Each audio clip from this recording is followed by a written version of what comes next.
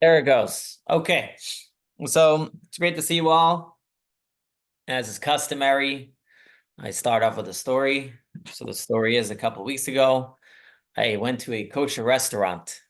And as I get in there, the manager tells me, we've got lots of customers here. Do you mind waiting a bit? I said, sure, no problem. What else should I expect in a kosher restaurant? So the guy says, okay, thank you so much. So take these drinks and bring it to table 9. Ah, okay, all right. Hopefully you're quick enough to catch that one. All right, so Oy. Hi. okay, good. We got the ice. Um, so we're glad you're here. Sorry you had to wait a bit for the Tanya class.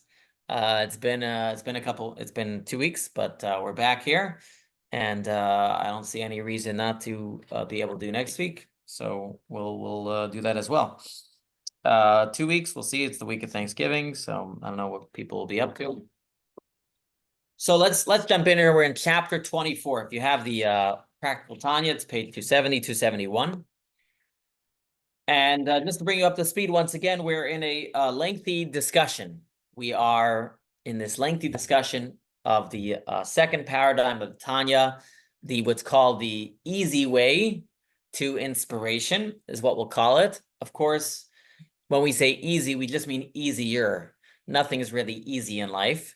But of course, the easier way to inspiration, it's all based on the idea that every mitzvah is connected with the commandment, I'm the Lord your God, because every mitzvah connects us with God.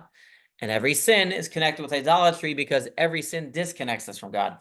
We had a discussion last week how really in the essence of any sin, there's no difference. In other words, every sin, yes, maybe the damage by certain sins are worse than others, but the essence of a sin is disconnecting and going against the will of God. That doesn't make a difference how severe or how light of a sin that is, quote unquote. If we want to take it to a marriage example, if there's if a husband or a wife goes against the wills of their spouse, it doesn't have to be adultery. Both adultery and any other sin, okay, maybe, or any other sin against the spouse is a moment of disconnection. Now, of course, you can make the argument that the lasting damage by one is worse than the other, and I would agree with that. But the essence of anything is a moment of disconnection, and it's a complete disconnection at that moment. The reality is it's a complete disconnection at that moment. As we tend to feel, well, I only did something small, so it's not a complete disconnection. But at that moment, there is a complete disconnect going on. Okay, so when I decide that, we spoke about this last week, right? So, I said some people, maybe for them Shabbat is a real struggle. But I said, even for me, maybe Shabbat is not a real struggle. But if at any moment I'm deciding to go against the laws of Shabbat, even in a very minor detail. For example, I gave the example. Let's say I decide to open up a bag of chips the wrong way on Shabbat. What am I doing at that moment? I am placing myself more important than God. What I'm in essence saying at that moment is that what I want, the convenience that I want in opening up that bag of chips is more important than what God wants, assuming it was a conscious decision. And it is conscious on my part because I know the details of the law. Okay, so we're not getting into areas where you don't know. In a scenario where you know, and you make the decision at that moment, wow, the lawn people are here, of course. But when you make a decision at that moment to go against the will of God, what you're basically saying is, I am more important than God. When you're in a marriage, the spouse is saying, my needs and my wants, my desires are more important than that person. It's like the joke I said on 2 Shabbats ago. I said the joke, right? A wife texts her husband at 8 o'clock and says, tell me what's more important, me or the game? And at 11 o'clock, the husband texts back, of course, you're more important, right? So what happened in that moment? What happened in that moment was the husband, when he decided to watch the game, okay, it's not adultery, and it's not texting other women or whatever it is, but he's choosing to place his own self more important than his wife. There's a disconnect between him and his wife. And that's the same thing here at any sin. Any sin is the very opposite of what God wants. And the only reason you're doing it is because you are placing yourself more important than God. And so automatically you're going to have a disconnect. And so there's no difference between any sin or another. This is such an important point because this is really what the Tanya is trying to drill into our heads. We rationalize to ourselves. We rationalize to ourselves all the time. In other words, whatever it is, some of us may say, oh, not fasting Yom Kippur, oh, that would be a disconnect from God. But not fasting on a minor fast day, not fasting a Yom Kippur would be disconnecting from God. But not fasting on a minor holiday, that would not be a disconnect. How do I know? People come to me all the time. They're like angry at other Jews for certain things they're doing. Like, how could he not fast on Yom Kippur? How could he not light Hanukkah candles? How could he not eat the matzah? How could they not care about X, Y, and Z? Right? People all the time come to me to complain about someone else. How come they're, why is it not important to them? How do they look at themselves in the mirror, and say they're Jewish and do X, Y, and Z? And I don't want to say, of course, I won't tell them this, but I always think in my mind, you don't realize the hypocrisy. You don't realize the hypocrisy of what you're saying. Okay, so this is important to you, and so therefore you consider someone who doesn't do it, where is their Judaism? But you yourself, don't you know, in certain areas of your life, you as well are failing that test? You yourself are not listening to God. So I always find it very fascinating. But again, this is the self-rationalization that we do, and we all do it. This is not a judgment against anybody on this class. This is what we all do. We all have these moments, things that we consider non-negotiables and things that we consider negotiable, because we rationalize to ourselves that those sins will not disconnect us from God. It's just temporary inconvenience, a temporary thing. I just want to do it. What the Tanya wants to drill into our heads, that in essence, if we boil it down, we have to realize that anytime we sin, we are basically accepting upon ourselves to say that my will is more important than God's. That's what you're saying. Any questions or comments? It's a heavy thought, because it's a demanding thought. It makes us think differently. And I already know that we're all not going to come off of this phone call being willing to do everything right. So it's a demanding thought. Okay, no thoughts? All right. So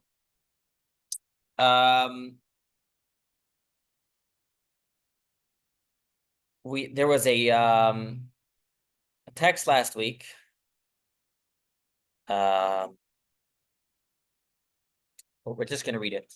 I'm just going to read the text that brings out this idea again from last week. Just going to go over it. Let's share. And I'm actually going to go back page, even though we did it last week, just to reiterate what we read there. 1 second. Okay. So let me zoom in. Sorry, 1 second. I'm having trouble with my I'm on the wrong page. 1 second. So I'm actually going to read back from page 271. So let's read here. He says like this: because these biblical and rabbinical prohibitions are acts against God's will and wisdom, and they are the very opposite of what he wants, they are acts which have splintered from God's non-dual reality of oneness in a literal, complete detachment. So that's what he's saying. If you are sinning, you are detaching yourself from God's oneness. In this sense, the prohibitions are like the Sitra Achra and the Klipa, which are called idolatry and other gods, since their existence is a product of the hiding of God's face, an eclipse of the divine will, as mentioned in chapter 22 above. What makes so to speak, the evil powers of this world is that they are hiding godliness. Ultimately, you can only hide God because God is everywhere. But that is what you do when you sin. You're choosing to block God out of your life. Now, God is still going to have to be in your life because God is going to have to allow you to survive and give you your life sustenance. But yes, you will still, but it's going to come to you in a backwards way, as we spoke about in chapter 22. Now he's going to add here And similarly, the three garments of the animal soul in Israel, which are from the Klipas Noga, the garments of thought, speech, and action, which are engaged in any of the 365 Torah or rabbinic prohibitions, and the core of the animal soul itself that is enmeshed in those garments, are literally merged with the utterly impure Sitra Achra and Klipa when the prohibition is transgressed. So what he's saying here is that the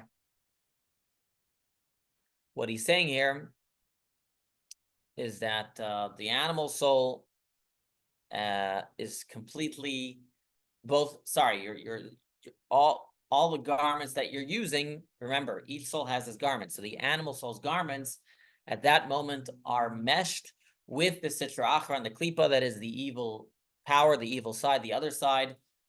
And Hanikras of Adler, these are called idolatry due to their perception of complete detachment from God. So till now, what he said is when you sin, you are like the unclean forces of the world. What are the unclean forces of the world? The unclean forces of the world are the forces of the world that hide God's presence, that hide godliness. That's what makes something being able to exist. That's what idolatry. It hides God's presence. Though everything requires God's presence, it hides God's presence. And when you sin, you become enmeshed with that. But what he's going to say here next is that you should know is that not only when you sin are you like the evil and unclean forces of the world, you are actually worse. Why? This is a topic that is unique to Judaism, but our belief is that the unclean forces of the world are given a mandate by God to do just that. Okay? So again, the unclean forces of the world are given a mandate by God to do just that, right? So, when we talk about, for example, Satan is an angel by God who is placed out there to entice us, to prosecute us, and to punish us when we do wrong to some extent. Okay. Well, he doesn't actually punish us. I should back that up. But he is there to entice us and prosecute us. But he is a emissary of God. And that's really the idea, is that everything in this world, even the unclean and bad things in this world, are not going against God. They always recognize that they are employed by God. But us, when we sin with our complete free will, we are at that moment making a choice to go against God. That is much worse than the unclean forces of the world. And this is expressed very deeply in the story of Bilam.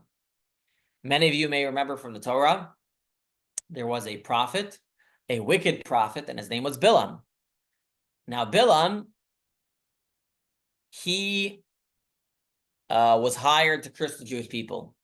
In the end, he wasn't successful. As he said himself, I cannot go against the will of God.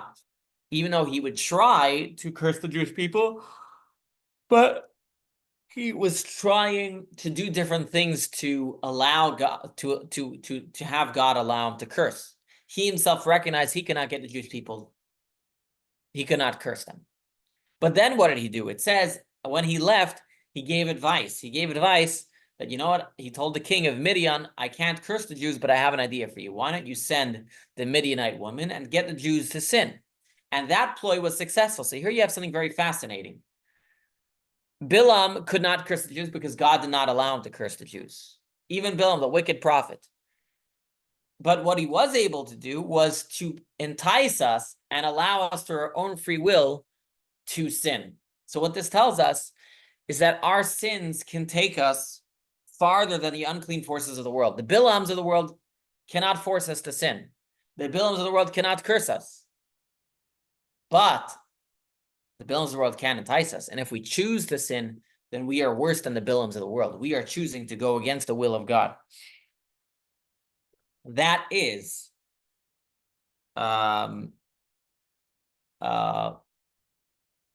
the outcome of our bad decisions. That's really what he wants to present here, is that when we sin, we are worse than the unclean forces of the world because we are making a choice to go against God, whereas the unclean forces of the world are empowered by God to do what they do. They never deny God.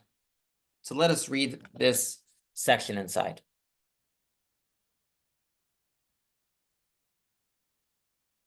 So he says like this.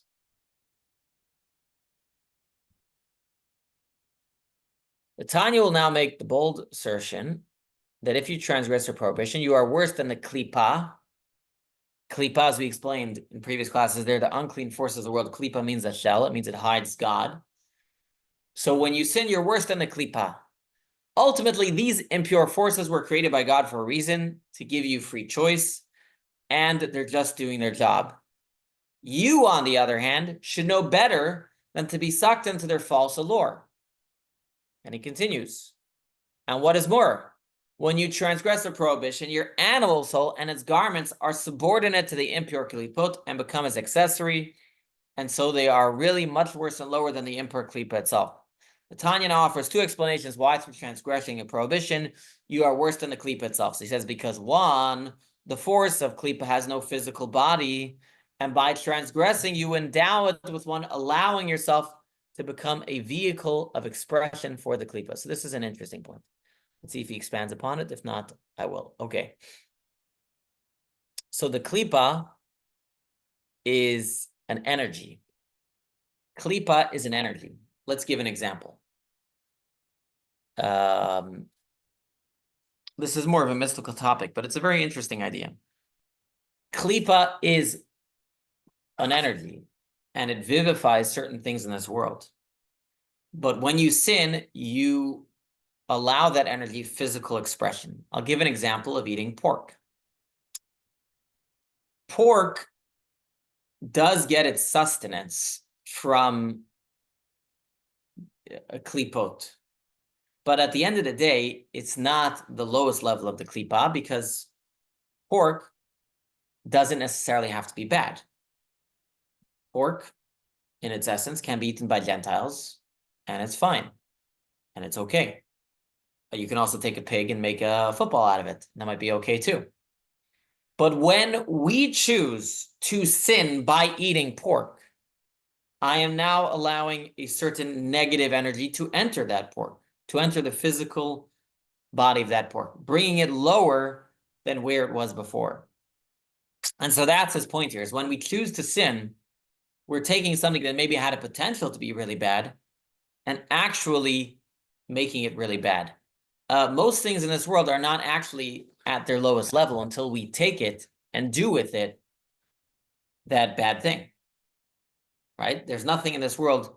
There are things that have potential to be bad, but we are the ones that actually embody a evil energy, if you want to call it, into these items.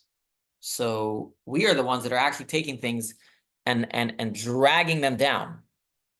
We are the ones that are taking things and bringing them lower. Let's take another example. If we choose to work on Shabbat, we have now embodied an energy into that item that wasn't there before. It was a neutral item. It was existing there before. We have embodied something into it that we shouldn't have. So the point here is that when we sin, point number one, is that you are now allowing an embodiment of a very bad divine energy. Not divine energy.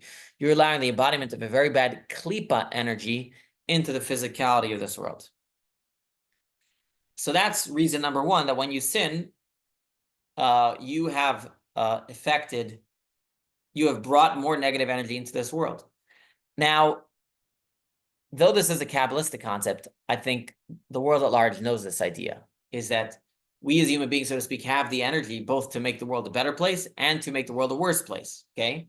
I'm not getting into discussions of climate change, or you don't have to go that route, okay? Everybody knows that as a society, we have ways to make society better and ways to make society worse. Everybody understands the power that we have. And so this is the mystical idea behind that, is that we have the ability to allow really negative energies to become embodied in a physical way through our choices. And that's something that only human beings with free will can do. Now he's going to make point number two, why when you sin, again, you are worse than the klipa. And he says, number two, the klipa knows its master and doesn't rebel against him. The Tanya's reference here mirrors the sage's description of a deviant Jew who knows his master and intentionally rebels against him. Klipa, on the other hand, knows its master and doesn't rebel against him. While klipa energy is unconscious of God's presence, it is aware of God's ultimate existence and authority and never disobeys him. So in this sense, the transgressor is worse than the klipa itself, since a transgression is an act of disobedience against God, violating his will. So again, the point here is, as I mentioned, the example of Bilam. Bilam would never go against God's will, but he was able to entice us, and then we sinned.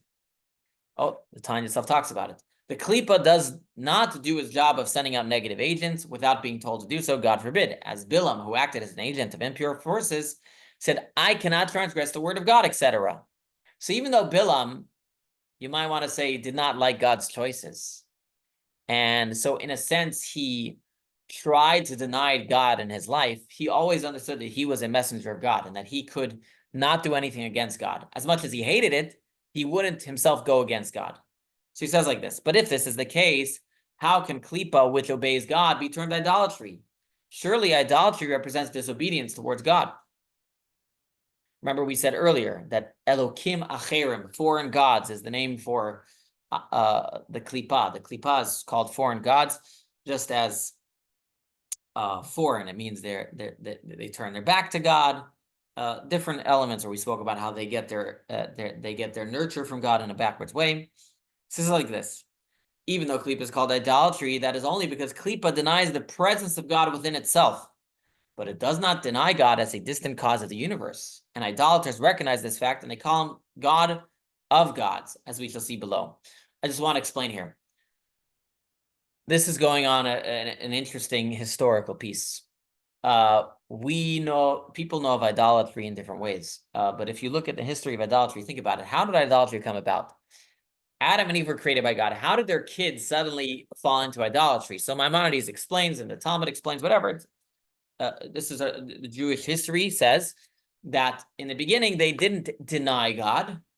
They said there is God, but then God has all these powers that he creates, kind of like the Greeks, there's Zeus and Shmus and Hus and Yus, whatever they have, all these different powers. There's the god of plenty and the god of the stars and the god of the moons and the god of vitamin D and all different gods. By the way, today people have gods as well. People believe in God, but then some people have money that they believe in. Some people place politicians almost to a place of God.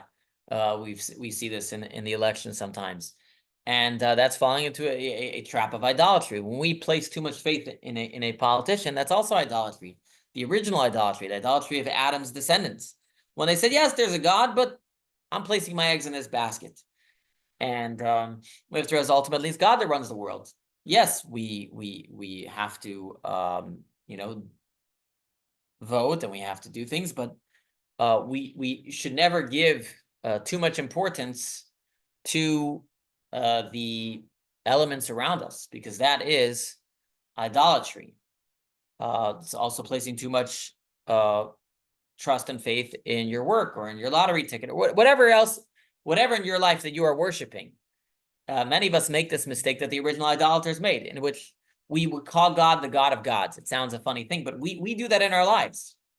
We sometimes call God the God of gods. I believe in God, but we get caught up in what our work is going to bring us. The only time we remember God is when things are really bad. When things are good, yeah, we thank God marginally, but we're mostly reliant on the things that we did. I'm only mentioning this now because the politics is a real great expression of that. You have those who are happy with the election are all like, wow, now things are going to be great. And those who are sad with the election, now everything's going to go to hell. Everything's going to be terrible. And I tell both of these people, it's both wrong. It's both wrong. We don't know. The only thing I do know is that God runs the world. And whichever candidate wins, he can run the world in different ways through that candidate, and whichever one it was going to be. And that doesn't mean we don't, I always, this is what Shabbat is about, by the way. Shabbat is the day of the declaration of our faith. Shabbat is the day when we stop working. Why do we stop working on Shabbat? Because we know we work the 6 days of the week, but we are showing our faith. We are demonstrating our faith by not working one day to say that we know that truthfully the blessings of the entire week are from you, God. By taking a day off and not working at all, and not only we don't work on those days, we're not even supposed to think about work. We're not even supposed to plan our work. That's such an important part of our faith, is to tell us that we should never, not only we should never forget about God, we should never even fall into this trap that we're reading about over here, calling God the God of gods, where we might turn to our work and make it into a God. That is the original idolatry. If you think about it, the original idolaters, they may be less sophisticated than us, but it's the same idea. They would look at the clouds and say, oh, it's the clouds that bring us the rain. Okay, they're messengers of God, but let me pray to the clouds. Maybe they'll give us more rain. They had a belief that the clouds had, so they made the god of the clouds. And then they had a god of the sun, because the sun brings vitamin D and it makes things grow. And so they would pray to the sun, things should be good. And that's when we forget that everything in this world is a tool in God's hand. Nobody would ever pray to a hammer. Nobody would ever pray to a chisel, right? Nobody would ever do that type of stuff. And so we have to recognize that the blessings in our lives, even if they're coming through people who have free will, is ultimately they are tools in God's hands. Their choices may be their choices, but they're only tools in God's hands. Just going back to the famous story of Joseph. Joseph himself realized that his brothers were tools of God to get him to make his way to Egypt. They sold him in slavery. Now, Joseph could have made his way to Egypt in different ways, and his brothers could have chosen not to be the emissaries of God. But nevertheless, at the moment, Joseph realized that what happened to him was destined to happen. The Alter Rebbe makes this point in a different area of the Tanya. He says, our sages tell us that getting angry at someone is idolatry. Why? Just exactly what we're saying here, is that when we get angry at someone, we believe that they were able to do something to us that otherwise would not have happened to us. And he says, no, you have to believe that what happened to you was going to happen. Now, that person, maybe you don't want to be their friend because that person made a bad choice to be God's emissary. But we have to have a strong faith that whatever happens to us is ordained by God. And it's God's choice alone. Nobody can make something happen to you if God did not ordain it. That's our belief. And so we don't believe in many gods. We don't believe in this idea of God of gods. And just to bring it home, by the way, this is why Christianity may be okay for Christians, but not for Jews. There's a concept in Judaism, which is that a Gentile is allowed to believe in certain levels of what would be idolatry for a Jew. That is where a Gentile who believes in the ultimate power of God, but also believes God has many gods, might actually be allowed for a Gentile, depending on how it's done. But for a Jew, it's completely forbidden. We are not allowed to believe God as the God of other gods. We have to have a direct connection. But for a Gentile, it may be allowed. That's a side point. So that's why, so for a Christian, it might be okay to believe in JC or whatever it is, and the Holy Ghost, whatever else they believe in. I'm not a scholar in their beliefs. It's what's called in Jewish law called shituf, saying God as partners. But for us, idolatry is completely wrong. We, as the Jewish people, are supposed to have a direct connection with God, just a one-on-one direct connection with God, with no quote-unquote gods in between. But we are always placing gods in our lives. We are always placing importance and other things in our lives, and we have to realize, even if it's not called official idolatry and I'm not bowing down to any idols, we practice what I would call quote-unquote semi-idolatry in our lives in many different ways. So I got off a tangent, but it's an important one. And this was all the Alter Rebbe's way to explain that when we sin, we are even worse than the idols. We are even worse than the foreign gods, because even the foreign gods say that there's a higher God, the full power, the greatest power, the God of all gods. But when we sin, we are completely disconnecting ourselves from God. That was his argument here. So now that I'm done going off tangent, let me get back to the topic at hand. So he said like this. So this was his second argument, that Bilam himself says, I cannot go against God. Bilam, the wicked prophet, I will not go against God. Even they recognize God is greater than them. And as he says, the klipos are totally unable to transgress God's will because they know and understand that he is their life energy and their sustenance. As he explains, since they suck their life force from the most external part of the divine wills behind, which encompasses them in a disengaged fashion. We explained that in chapter 22, how that's why they're called other gods. The word acher means behind. That means even they know that they cannot survive without God, but they get from God, and not in a direct manner, but in an indirect manner. Okay, so he says like this. While the klipos relationship with God is a distant one, they draw only from God's behind and in a disengaged fashion. See chapter 22. Ultimately, they know where their sustenance comes from. And they only consider themselves as gods because they are unconscious of the life energy sucked inside them, which remains in a state of exile. And this denial of divine energy within them constitutes a denial of God's non-dual oneness. But nevertheless, they do not deny or repudiate God completely and say that he is not. Rather, they call him God, the God of gods, recognizing that their life energy and sustenance is derived from his will, which flows down to them from a distance. And this is why they never violate his will. The klipos only resemble idolatry in the sense that they deny the presence of God within themselves. They do not, however, deny that the fact that God exists, which is why they will never disobey with him. And so now he gets to his punchline. And if this is the case, the klipos that will never disobey God, it follows that a person who violates God's will is worse and much lower than the sitra achra, than the other side, than the unclean forces. And the klipa, which will not violate God's will, and it's called idolatry and other gods. So again, the unclean energies of this world, the bilams of this world, they will never go against God's will. Why? Because they know that God is the ultimate source of everything, and they recognize that they are employed by God. They don't feel God in their own personal lives, but they know that they work for God, and they are dependent upon God. There's a great there's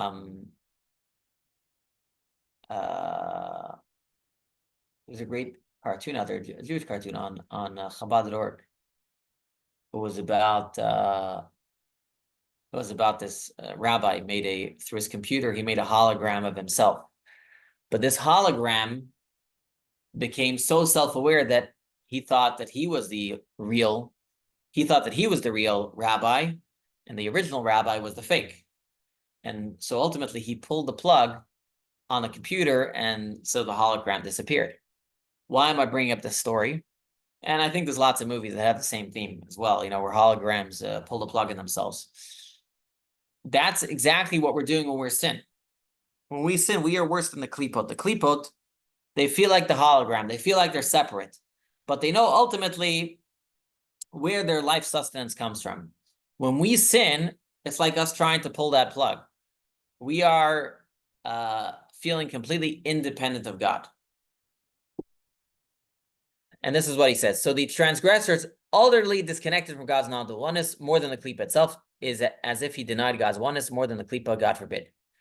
So he says like this. He asks a question. How are human beings in the world capable of something much lower and worse than the klipas themselves?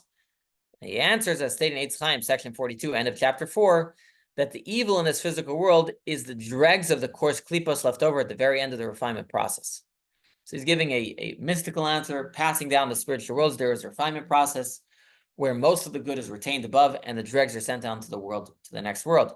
Upon reaching this physical world, all that is left are the dregs, right? If you're sifting, your sifter becomes, the holes become wider and wider as time goes on, until you're literally left with the worst of the worst.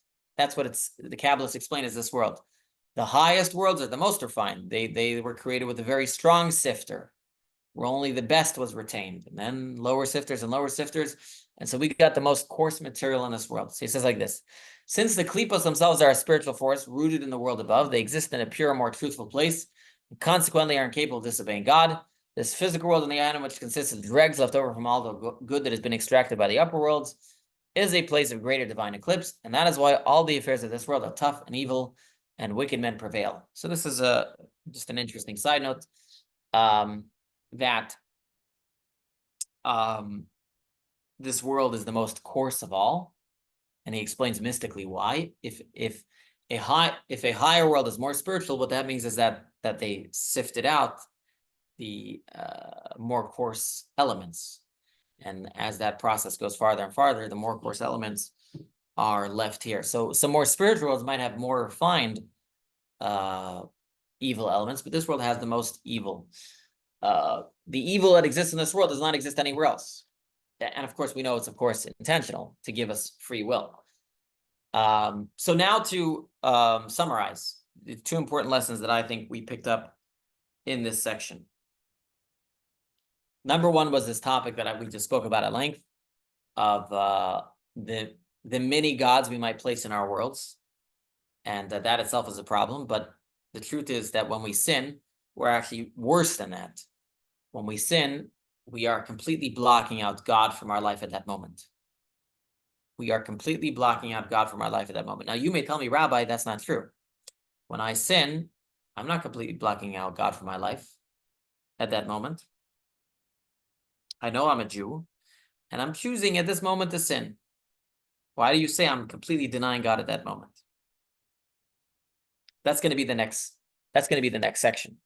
He's going to make the argument that you are completely denying God at that moment, but you may not realize it, and that's why you sin. In other words, he's going to make the argument, if you did realize what you were actually doing, you wouldn't sin. Because you think you can get away with sinning and not denying God in your life. But the truth is that at the moment that you sin, you are completely denying God in your life. Now, if that doesn't sound weird, I don't know what else does. But so I'm going to reiterate it, maybe in different words. Going back to our examples of relationships, I said earlier that truthfully, every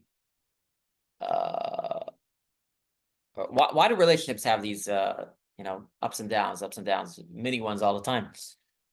Because truthfully, at every moment, there's an opportunity for one spouse to sever themselves from the other.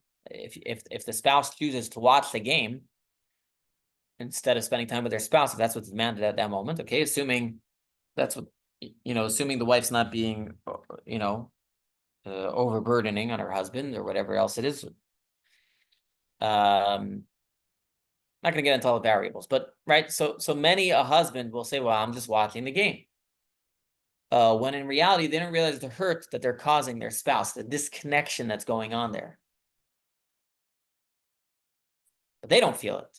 They don't think that's what's happening at that moment. They say, "I'm not committing adultery. I'm not going to ignore her needs before or after the game." But for whatever reason, she needs that connection during that game, and she feels it. But you don't feel it. But that's what you're doing. I'm going to make the same argument as a sin. God feels it. We are actually disconnecting from God, but we don't feel it because we're convincing ourselves that we're not. But does it mean that we're not? Does it mean we're not completely disconnecting from God at that moment? Just to add on one more element, because the Tanya may not be clear, and it's a thought that actually came to me now. See, the disconnection that happens is what you're actually doing. The action that you're taking disconnecting you from God. The unclean forces of this world never take actions to disconnect themselves from God, because they always realize that God is their ultimate source. They can never go against God's will. If they're doing something that to us seems against God's will, that's because that's what God wants them to do. Us, however, have the ability to delude ourselves. We have the ability to actually go against God while thinking we're not. God has given us that ability. Now, the spiritual forces of this world are so connected to God to some extent that they will never even delude themselves. They will only do things that are God's will. Maybe God's will is for them to do bad things, but that's God's will for them at that moment. We have the unique ability with the free will that God gives us. Free will means God has given us the ability to delude ourselves. That's really what this whole world is about. This whole world is a delusion. That was the argument of the Tanya to begin with, that the reality of the world is one with God, but we don't see it. We delude ourselves, or God has created this illusion in this world. And that's the same thing that happens when we sin. We are deluding ourselves and tricking ourselves that we are not disconnecting from God at that moment. We say, "Oh, if I didn't fast in Yom Kippur, that would be a disconnection from God. But if I speak lashon hara, if I speak gossip, whatever, God understands. Everybody got to speak gossip sometimes, right?" It goes back again to my example. I think my relationship example, I hope at least, is a good example to bring home this idea. Is that there's a delusion going on with that husband. He feels, wait a minute, I'm not breaking up the relationship. He'll even show up to counseling. What am I doing wrong? He's in denial. He's in denial. What did I do wrong? So I just watched the game. Doesn't a man deserve a break sometimes? It's been a hard day of watching football. I want to watch the night game. Right? But it's a delusion. And from the wife's perspective, it is a disconnection. And the truth is, his action is a disconnection. The therapist sees it. The wife sees it. The only one who doesn't see it is the husband. And that's the same thing with our sins, was we have to realize that every moment we choose to sin, as much as we might say, I'm not disconnecting from God, what you are doing in that moment is you are saying, my desires are more important than God's desires. What I want is more important than what God wants. Joseph was in denial. Yeah. I'm placing my desires ahead of God's desires. All right. So now Tanya is going to bring us the example. Based on what I said, Tanya is going to bring us the example. I'm not going to read that whole thing because we'll get back to it later. So the Tanya gives the example now to prove this point that when we sin, we are actually deluding ourselves. This is actually teaching of the sages in the Talmud. So let's read it here. And this is why, commenting on the verse, if a man's wife will go astray with another man, our sages taught, a man will not commit a sin unless a delusional spirit enters him. All right, so in the Hebrew, what this is the verse says, it's in the section of the suspected adulterer. The Torah says, a woman when she will go astray. But the Hebrew word for go astray is siste. Now, Hebrew words can mean multiple things. The word siste also can mean not only to go astray, but it also means shtus, a spirit of delusion. And so the sages said, based on this verse, they said, just as this woman will only go astray if she has a delusion, they said, truthfully, every sin, a person will only sin unless a delusion is going on.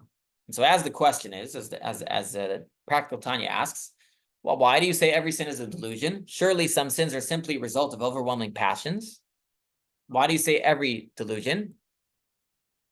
So he explains like this. For even someone at a low spiritual level, such as a weak-minded adulteress, could have controlled her lustful urges were it not for the delusional spirit within her that covers, hides, and conceals the dormant love in her divine soul. What he's saying here is that here you have a woman who's willing to commit adultery. That means that she doesn't have a very powerful moral compass. She doesn't have a very powerful moral compass. But nevertheless, she's willing to, but he's saying even such a woman, were it not for the delusional spirit, she would overcome her passion. How so? Because these passions are covering over her dormant love. Remember, we started off in an earlier chapter about a dormant love. And he says like this, if disclosed, that dormant love would enable her to connect with her natural faith in God, his non-duality and his oneness, so as not to become detached from his oneness, God forbid. As we learned in chapter 18, the dormant love which often awakens when a person is confronted with the life or death test is extremely powerful, can inspire a person to give up his or her life rather than transgress. So here he's going to make the point like this. He's going to make the point. He's proving his point. He's going to say, here you have an adulteress. She's only sinning because she's deluded. How do I know? Because if this very same adulteress was faced with a test of faith to give up her life, she would give up her life. That tells me that that dormant love, that hidden love of God is there. So the only reason she's sinning is because she's deluded herself that committing adultery is not like committing idolatry. So he continues like this. If given a test of faith to worship idols, God forbid, this same adulteress would have in all likelihood resisted transgressing, even at the cost of her life.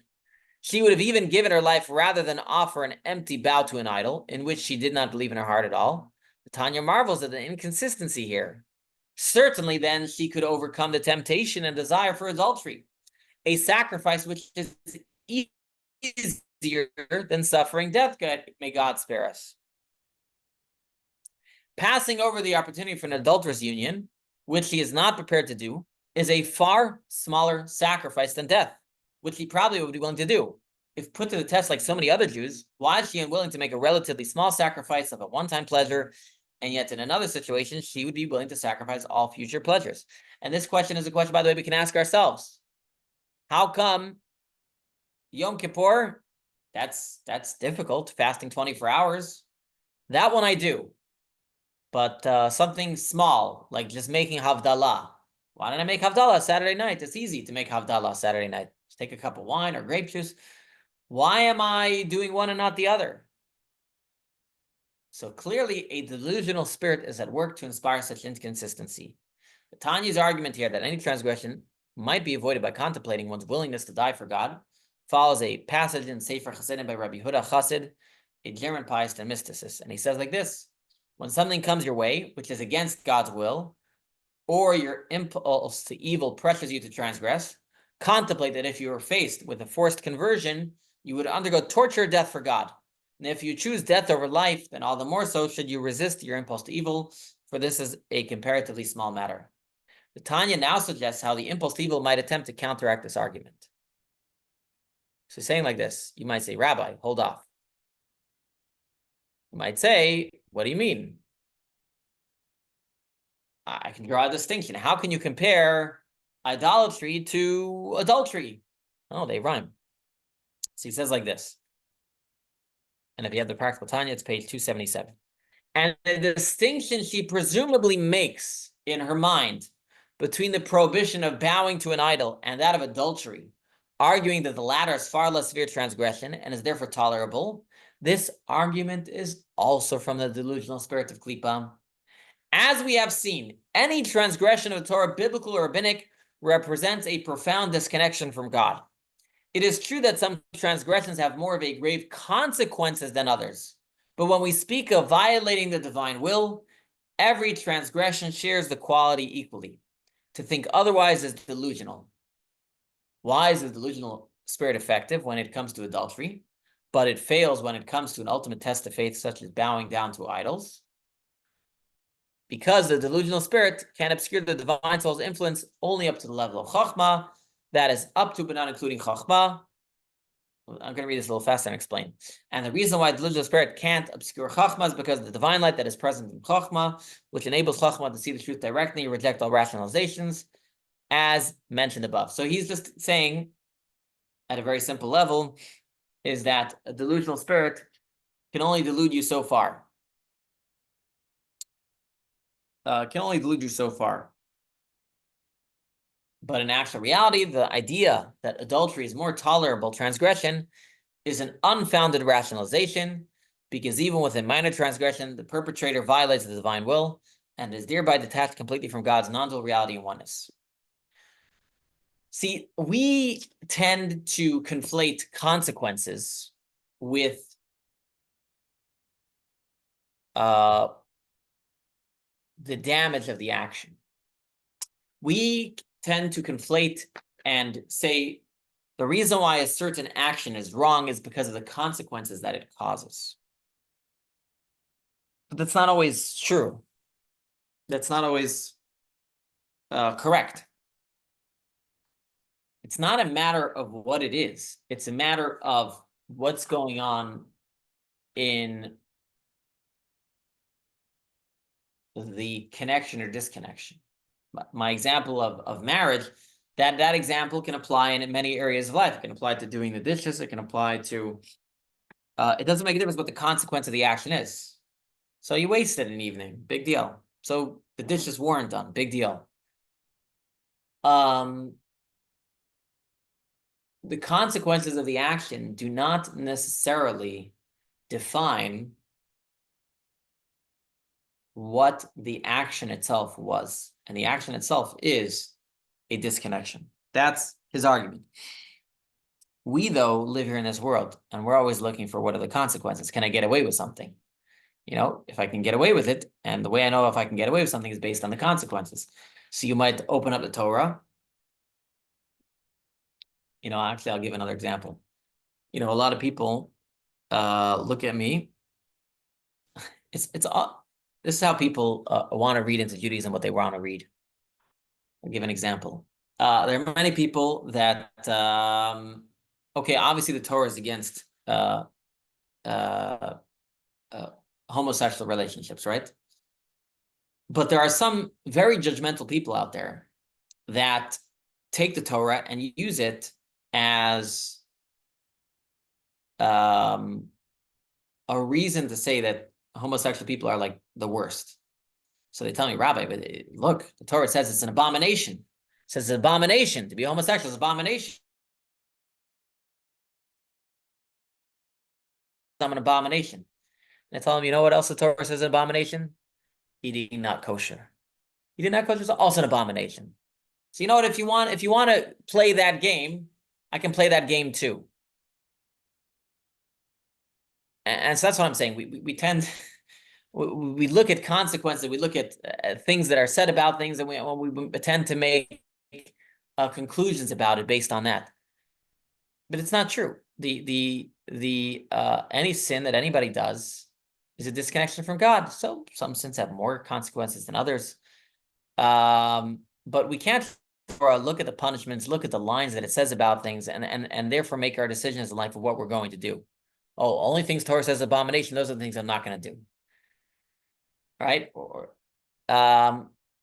it's about doing a mitzvah is doing an action that recognizes the truth of the world, that God is one with this world, and doing any sin is a recognition that or is a delusion, and considering yourself disconnected from God, not recognizing God's oneness in the world. When you're in a marriage, any action that is positive for the marriage is a recognition that you are a married person in a relationship.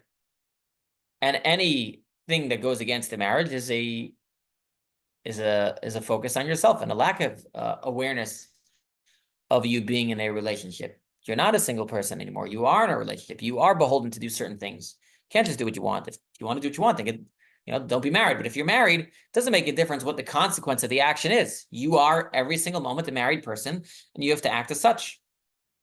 Don't just look at the consequences of the action. Look at what the action is. And that is the same thing over here.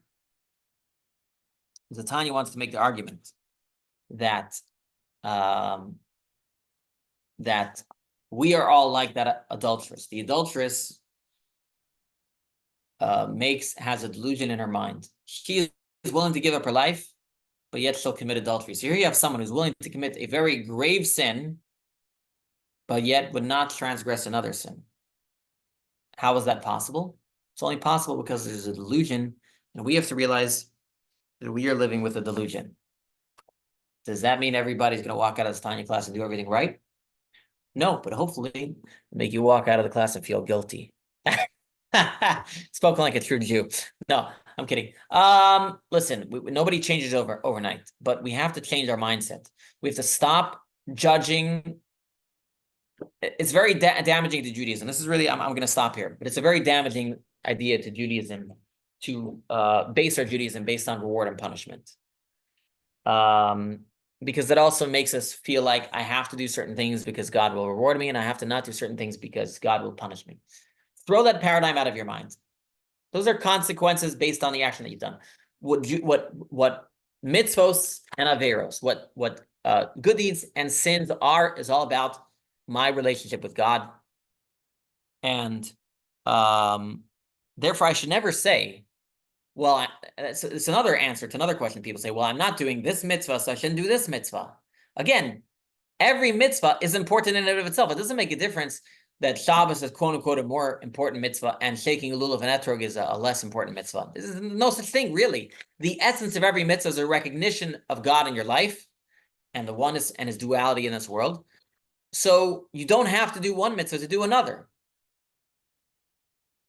You're looking at the effects of the mitzvah. Stop looking at the effects of the mitzvah. Every mitzvah is an opportunity for connection to God. And every sin is unfortunately an opportunity to ignore God. And it doesn't make a difference what the consequences of those mitzvos and those sins are. If looking at the consequences inspires you, okay, you can use that. But the place where we want to get to is a place where I'm in a relationship with God. And I don't ever want to abrogate that relationship. And I always want to find opportunities to strengthen that relationship. And so the Tanya's paradigm of mitzvos and averos, I think, is a beautiful one, and actually helps us become more inspired. In the ethics of our fathers, it says, do not weigh a heavy mitzvah against a light mitzvah, and do not weigh a heavy sin against a light sin. The explanation to that is exactly what we're discussing today. So it's a heavy topic, gives a lot to think about, and I'm going to have to stop here because it's 1 o'clock. But think about how you can incorporate this life and how we've kind of been brainwashed in some ways to unfortunately always look at what the consequence and how grave of a sin it is, and how stopping to look at it that way can actually enhance your relationship with God and your relationship with others as well. And that is the end of my recording. Yashakoach, Rabbi. Thank you.